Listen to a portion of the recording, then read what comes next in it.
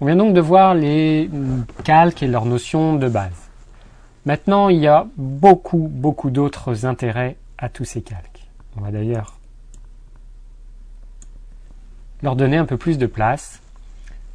La première chose intéressante, c'est le fait qu'on puisse appliquer des effets sur nos calques. Je vais le faire sur le texte parce que c'est quelque chose de particulièrement visible. Je vais prendre mon invitation, je vais même lui donner une taille encore plus grande. On va virer ça dans un coin. Voilà. Vous avez ici d'autres petites icônes, et donc la première c'est FX, effet en français. Et vous avez une liste de possibilités d'effets. Le premier c'est l'ombre portée. C'est un truc assez classique. On le voit très bien. Je vais grossir un petit peu. Voilà. C'est le fait que vous avez la possibilité, on va grossir un petit peu pour que vous voyez bien, de définir un effet qui est donc une ombre derrière votre texte. Ça marche pour le texte, ça marche pour pas mal d'autres éléments. Vous pouvez régler l'angle d'éclairage, c'est-à-dire que l'ombre, si votre éclairage vient de 120 degrés, c'est-à-dire d'en haut à gauche, votre ombre elle sera en bas à droite. C'est souvent la manière d'éclairer la plus logique. Donc là on perçoit bien, avec l'ombre portée, cette notion de calque, dans le sens où votre ombre elle est en quelque sorte projetée sur le calque qui est en dessous, et on a une certaine distance entre votre texte et l'ombre en dessous. Il y a plein d'autres filtres, plein d'autres effets, que vous pouvez activer ou non.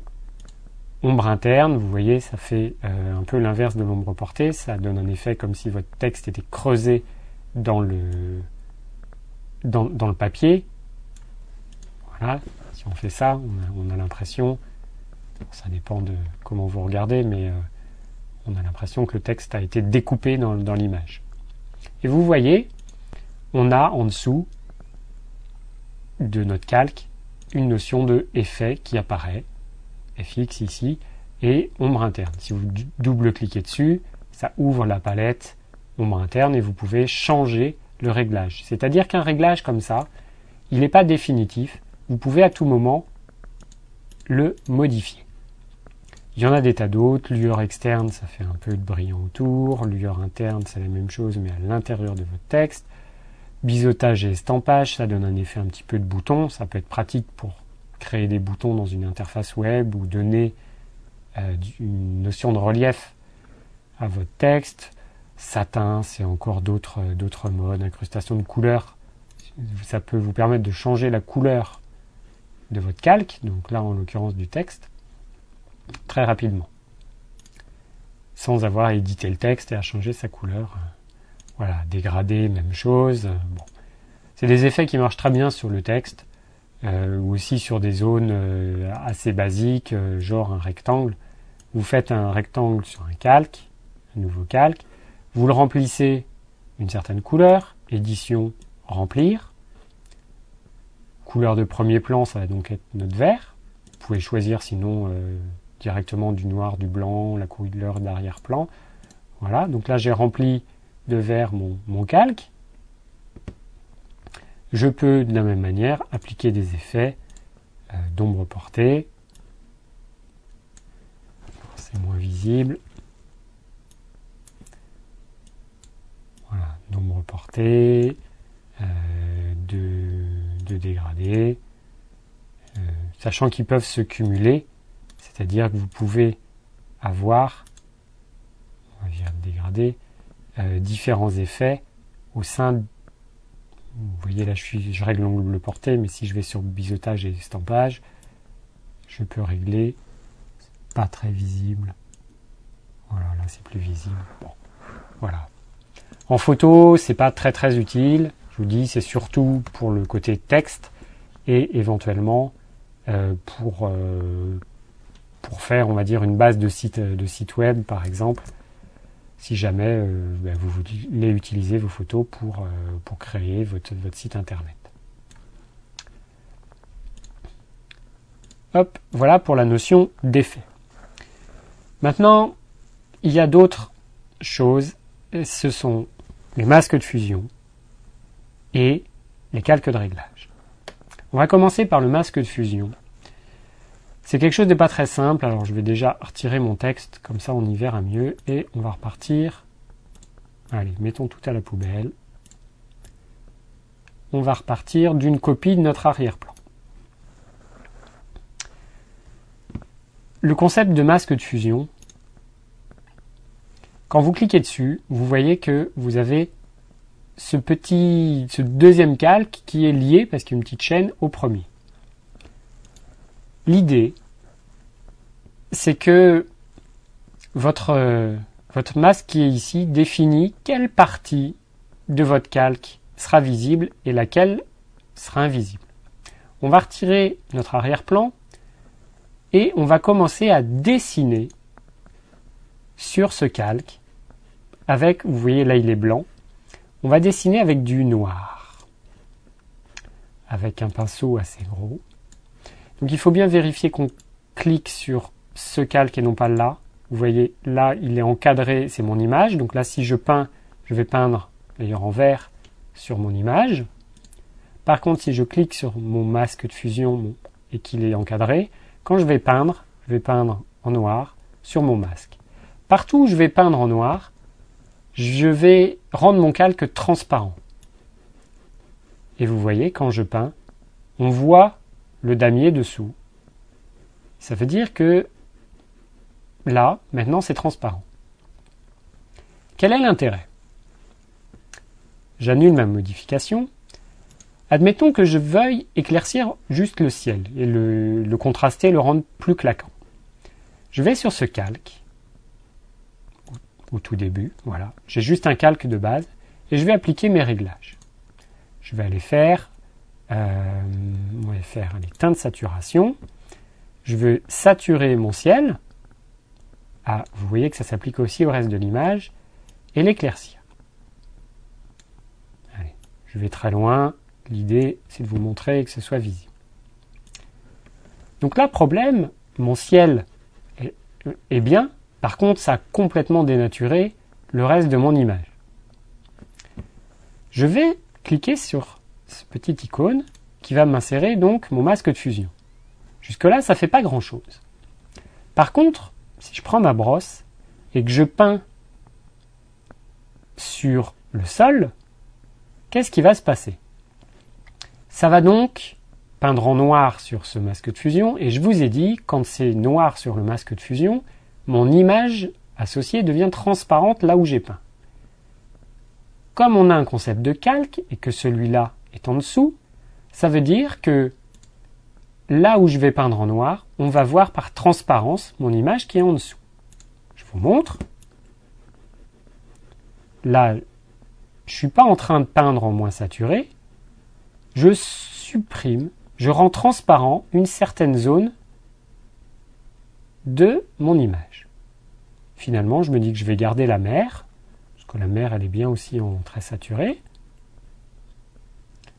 Je ne vais pas tout faire, ou alors je vais le faire, mais en grossissant, si j'y arrive. Voilà. Ma brosse. Voilà. Donc là, vous voyez, on le voit sur mon calque en petit, j'ai la partie en haut qui est blanche, qui veut dire que ce calque très saturé est visible là où c'est blanc, et là où c'est noir, c'est transparent, c'est donc mon image qui est en dessous qui apparaît. La preuve, si je cache ce calque, vous voyez que c'est bien transparent. D'ailleurs, ça peut me servir à finir, je vais rétrécir un peu ma brosse, à bien peaufiner ma sélection. Par exemple, là, j'avais oublié une petite partie. Et hop, je remets mon calque. Donc là, j'ai mon ciel très saturé, ma mer aussi, et j'ai par transparence le calque du dessous qui apparaît. Vous voyez, si je masque totalement mon calque de dessus, c'est mon image de départ qui apparaît. Donc ça, c'est très pratique, parce que déjà, vous avez la possibilité de modifier par la suite votre masque de fusion, que le fait d'avoir votre réglage de saturation sur un calque séparé vous donne aussi la possibilité d'utiliser une transparence de votre calque. La notion d'opacité, si je cache mon calque qui est dessous, je vais vous montrer ce que ça donne. Si je change l'opacité, donc soit en cliquant là et en réglant l'opacité, soit directement en cliquant et en allant vers la gauche, vous voyez petit à petit, je rends mon calque plus ou moins transparent. L'intérêt, c'est que comme j'ai appliqué une saturation assez forte sur ce calque, peut-être que le mettre opaque à 100%, c'est trop. Si j'affiche mon calque en dessous, et que celui-là, je le rends un petit peu transparent, qu'est-ce qui va se passer? C'est comme si je réglais l'intensité de mon effet de saturation. Si je descends à 0%, c'est comme si ce calque-là n'était pas affiché. La preuve, quand je l'affiche ou non, il ne se passe rien. Et petit à petit, quand j'augmente son opacité, mon calque saturé apparaît plus ou moins. Ça veut dire que je peux revenir un peu en arrière et modifier très finement ma saturation en fonction de mes goûts. Parce que peut-être que mon effet de départ, ça a été très pratique, j'ai très saturé, du coup c'était très visible et ça m'a permis de bien délimiter ce que je voulais qu'il soit très saturé et ce que je voulais qu'il soit moins. Mais du coup, ma photo est plus très naturelle. Ainsi, en baissant un peu l'opacité, je redonne un côté un petit peu plus naturel à ma photo. Donc là, 70%, c'est très bien. Voilà pour cette notion de masque de fusion. Quelques petites astuces. Vous pouvez, si vous cliquez sur la petite chaîne, rompre le lien entre le masque et l'image associée, ce qui vous permet de déplacer votre masque. Éventuellement, vous voyez là, on voit bien du coup ce que c'était mon masque. Et de le séparer de l'image à laquelle il est associé. C'est assez peu utile en pratique. Autant les laisser. Par contre, vous pouvez aussi, et ça c'est très important, cliquer sur Alt et sur votre calque. Et là, vous affichez clairement votre masque de fusion comme étant un calque normal. Et ça vous permet de voir précisément où est-ce que vous avez peint en noir et où est-ce que vous avez peint en blanc. Du coup, vous pouvez prendre votre brosse et corriger, par exemple, retoucher des zones que vous auriez laissées en blanc alors qu'elles devraient être en noir, et donc de faire des retouches assez fines. Quand vous recliquez après sans Alt sur le calque auquel il est associé, l'image redevient normale. CTRL plus un clic sur ce calque vous permet de sélectionner la partie qui est blanche, en gros, et pas celle qui est noire. Donc ça peut vous resservir éventuellement par la suite pour faire une autre modification. Et Shift et un clic sur ce calque vous permet de le désactiver ponctuellement. C'est-à-dire que là, c'est comme si vous n'aviez pas créé de masque de fusion. C'est comme au tout départ, quand j'ai juste dupliqué mon calque et que j'ai appliqué le réglage de saturation, qui s'applique donc sur l'intégralité de mon image. Si je refais Shift et que je le reclique dessus, il s'applique de nouveau. Donc tout ça vous permet des allers et retours entre les différentes, on va dire, les différents réglages de ces calques.